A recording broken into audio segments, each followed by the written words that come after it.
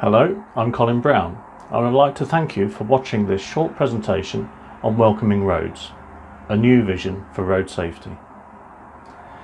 Now, those who know me, and indeed anyone who can read my job title and organisation at the beginning of this video, will realise that I approach road safety from a particular perspective. One thing I would like to make clear from the outset, though, is that welcoming roads is not just about motorcycle road safety. This is not a niche solution for one road user group. It is a vision for road safety for everyone. So I ask you to consider the vision in its widest context, as a vision for all aspects of safety related to use of the road network. Before I explain the Welcoming Roads vision, let's first consider the context. I don't think there is much chance of a counter-argument if I say that more needs to be done to improve road safety.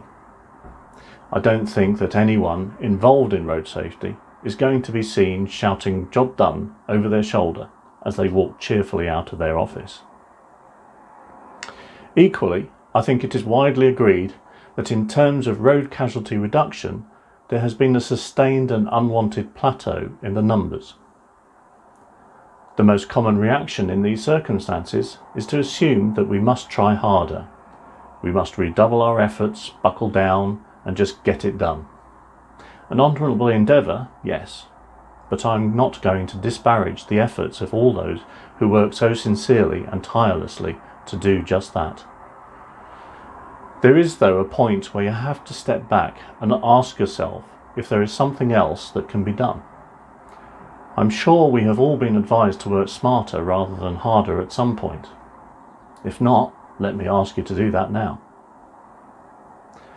I have been reassured to hear noises from the Department for Transport recently, asking for everyone to think outside of the box, to come up with new ideas and put them on the table.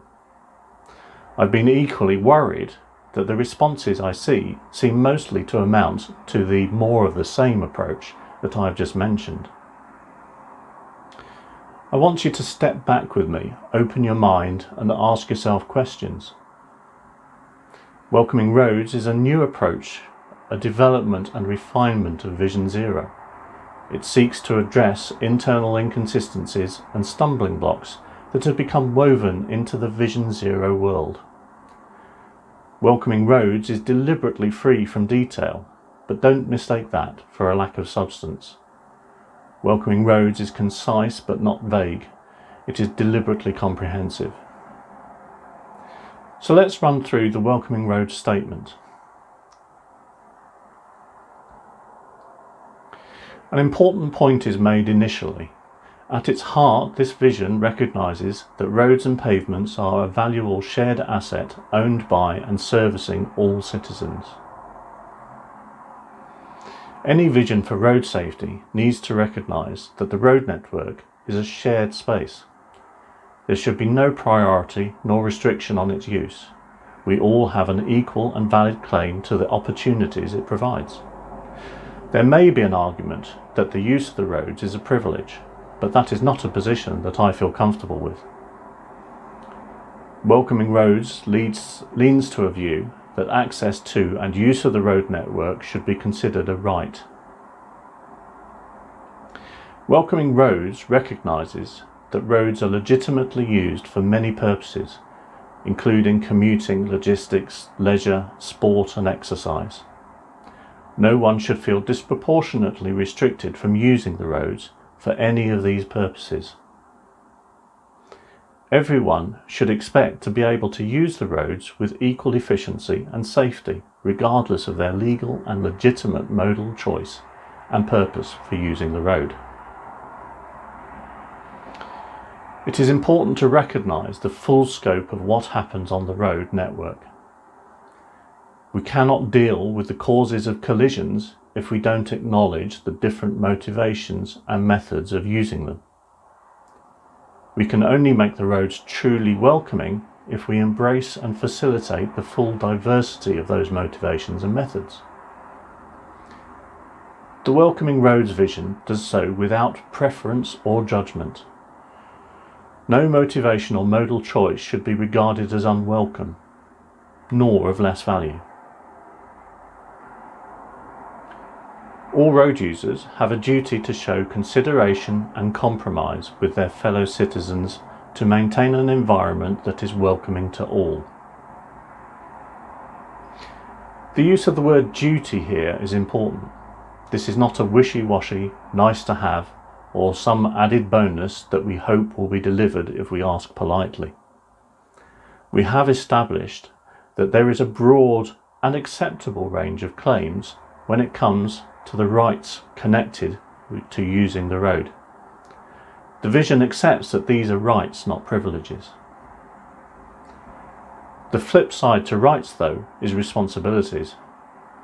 We should be clear here that if users all claim and receive equal rights, then it follows that they all have equal responsibilities.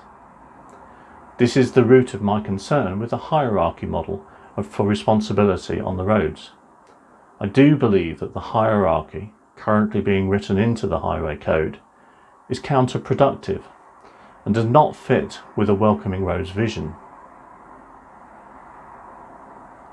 Welcoming roads applies the safe system pillars equally without prejudice to all road users regardless of their modal choice or legitimate use of the road network.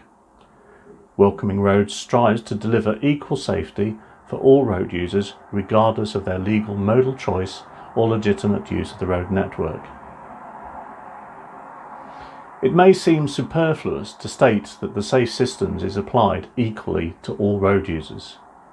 The need to make this statement, rather than leave it as self-evident, is a result of the current disparity displayed in the application of the model. I will give two brief examples here, both of which relate to motorcycling, and that is simply because that is the area with which I am most familiar. Two of the main initiatives currently attracting attention are the introduction of 20-mile-an-hour speed limits and the increasing automation and tech-based driver aids.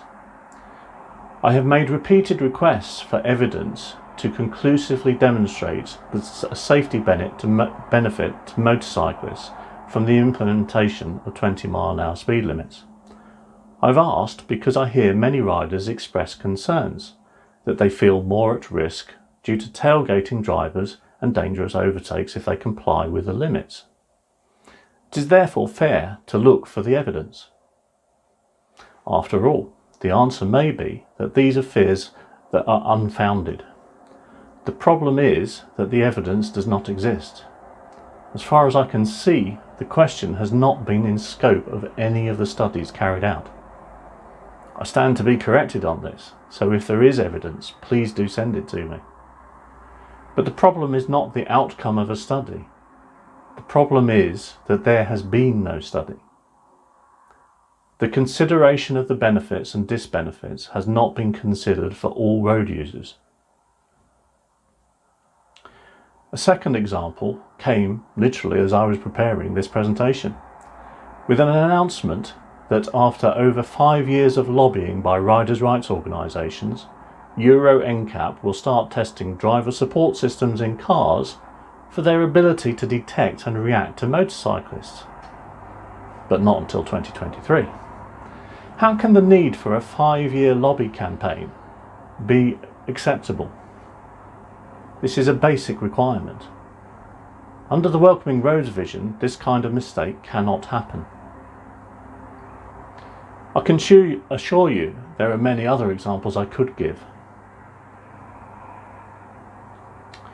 There must be equal consideration of the impact of all interventions to all road users. Welcoming Roads relies on SMART targets, so that's specific, measurable, achievable, realistically and timely targets. So is the target of 0 casualties a SMART target? At the risk of being told I have no morals, I'm putting the case that it is not.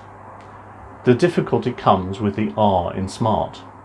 If the road network was a closed system with all variables subject to our control, then maybe you could make the case that 0 casualties is achievable. But the reality is, it is not a closed system. I have considered the question of equity versus equality. It has to be said that welcoming roads does not call for equity. I am comfortable with that. As a motorcyclist, it is easy to look at the fatality rates and say I should call for equity, but realistically I do not expect zero casualties. We can look at how this applies to the hierarchy model. If Vision Zero aims for equity, how can it be that the road user group with the highest fatality rate is not placed at the top of the hierarchy? Would that not be the way to achieve equity? For many, zero is simply not a realistic target, nor is it expected or called for by everyone. Every individual has a different tolerance to risk, and that will influence their choice of transport mode. But having said that, there is no mode with zero casualty record, and still we walk out of our front doors and choose one of those transport modes. To sum up then, we must make our targets stretch targets, but let's also be pragmatic and realistic. Let's aim for welcoming roads. Thank you for listening. I do believe that open debate is the route to best solutions, so do question what I have said, and please do let me know your views. I have made my case, but I am sure that challenge will help us collectively improve this idea. Welcoming roads is not an ideology, it is a vision. We can only achieve a vision if we all collectively believe that it works in all our interests.